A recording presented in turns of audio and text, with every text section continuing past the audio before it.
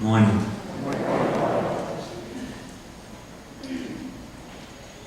From 1979 to 1992, 13 years straight, the top seller on the New York Times list was by Dr. Scott Peck, a well-known author, writer, psychologist, entitled The Road Less Traveled.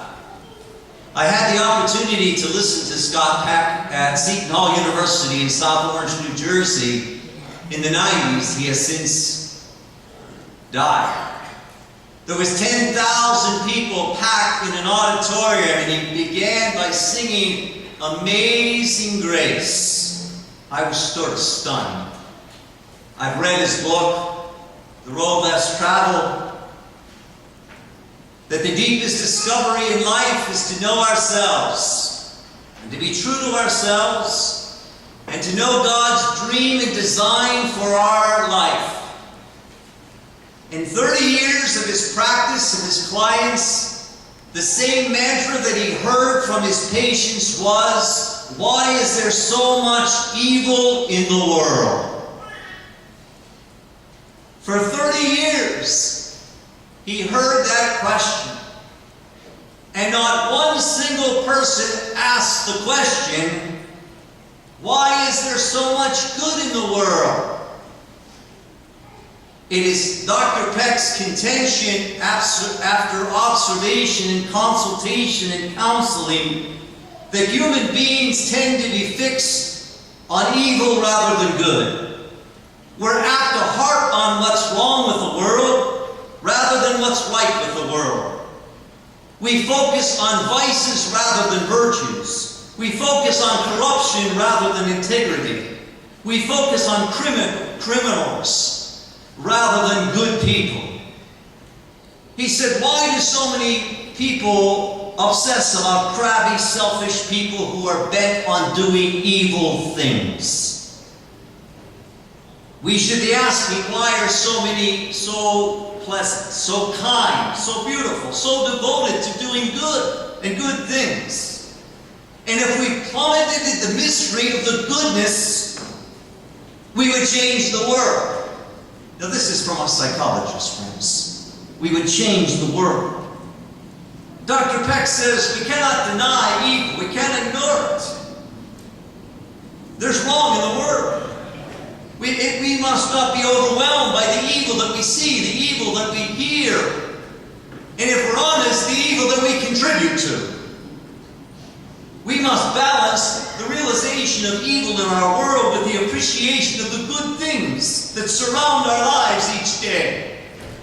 We must be quick to talk about the blessings and the goodnesses that we experience in our vocations, in our families, in the workplaces, in our neighborhoods, in the church, in our parish, in larger communities.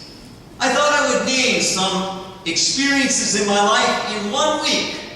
I prayed about this and I just wrote them down. This is a few of them. Today at the 12 noon Mass, 31 children will receive Jesus in the sacrament of the Eucharist for the first time. It excites every fiber of my being that the leaf of God's table is extended to these little 7- and 8-year-olds and say, you're welcome at the table of the Lord. May the food of the angels and the saints nourish and sanctify your soul and your spirit. This afternoon I go to a wedding, golden anniversary of 50 years of friends of mine, to give an invocation and blessing. For better, for worse, for richer, for poor. They're committed to believing and trusting and respecting and honoring one another. On this Friday, this past week, Royal Friday of the Royal Wedding in Westminster Abbey in London, England, of Prince William, Mount Broughton, Windsor, and Kate Elizabeth Middleton. As the world, we turned on our TVs and saw a wedding on Friday. I had a wedding here of a couple here at St. Joseph. And I said, from Westminster Abbey in London, England, to St. Joseph in Coriopolis is 3,722.9 miles. But the same promise with 68 people and going to the Grand Concourse is the same reality. And there was a candle that the couple lit of their father who 6 weeks ago died of pancreatic cancer. And that ignited me with a new hope of a new love. I visited my mom one day for 3 hours. And she was speaking gutturally, like that. Like a person who had a stroke. And I just sat with my mom who couldn't speak a word that I could understand. And I said to myself, Mom, you've listened to more words that you didn't understand of your 7 children than I could ever imagine. And I felt the love of God. I taught 3rd graders on Friday, and we wrote silver anniversary cards for a graduate of St. Joseph's School, Father Harry Belowitz.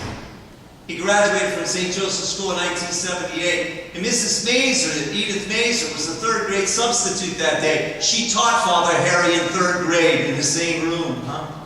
And we're writing cards. And I felt the grace of God and the love of God. This Monday was our organist Jeannie's Ambrose's birthday. I won't tell the age, no? A priest of mine from Chicago was in during Holy Week, and he helped me, and we went to the ordination of a new bishop here in Pittsburgh, William Walderscheid, on Tuesday, and it brought new joy to me.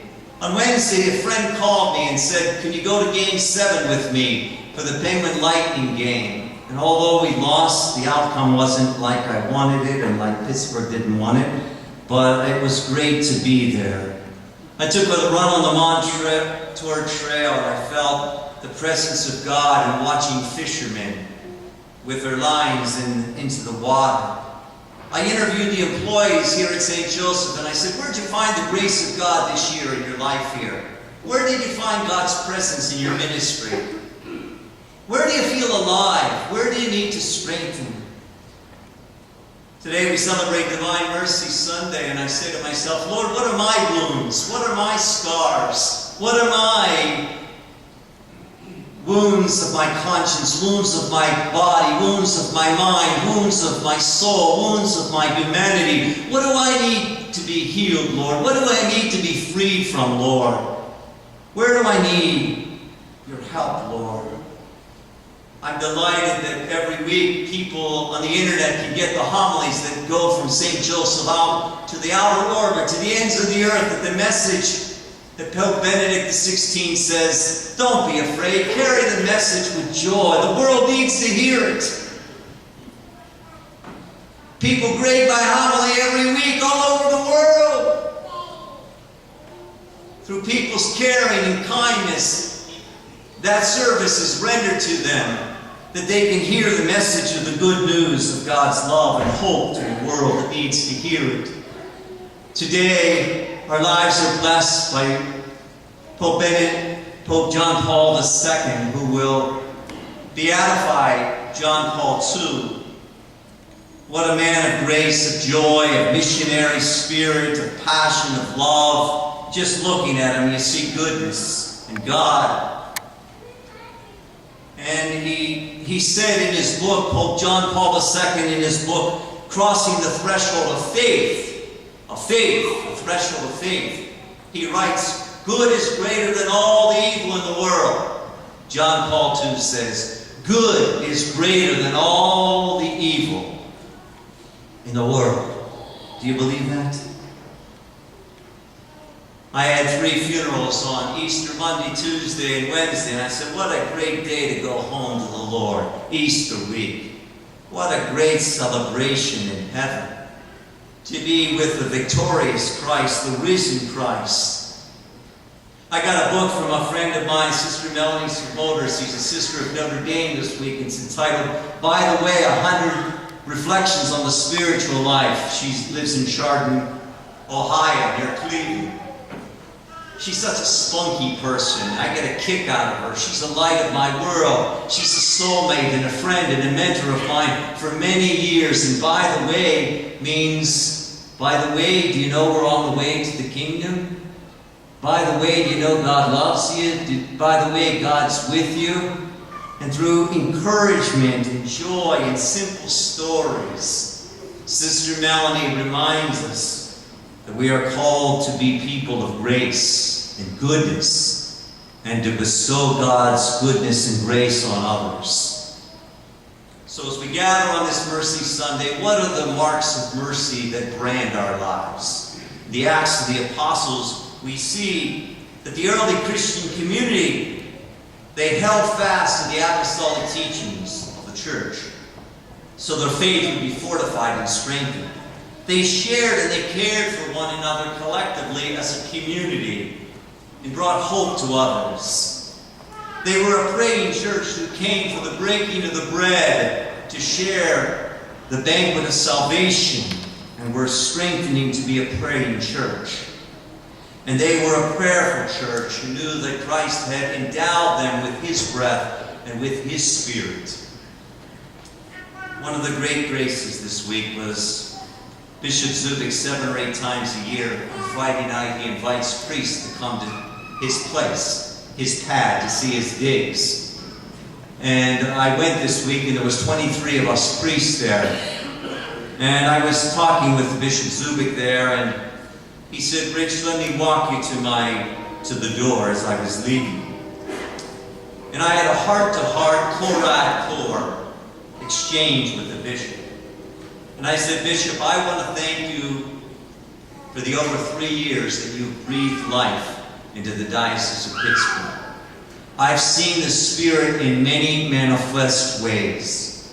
In your humanity, in your humility, in your holiness, in your honesty, in your humor, in your forgiveness, in your goodness. I've seen God's light shine abundantly." And then as I left, he blessed me. And I said, "I thank you for being a disciple on the road to Emmaus with me, so that we can make known the good news that Jesus Christ is alive."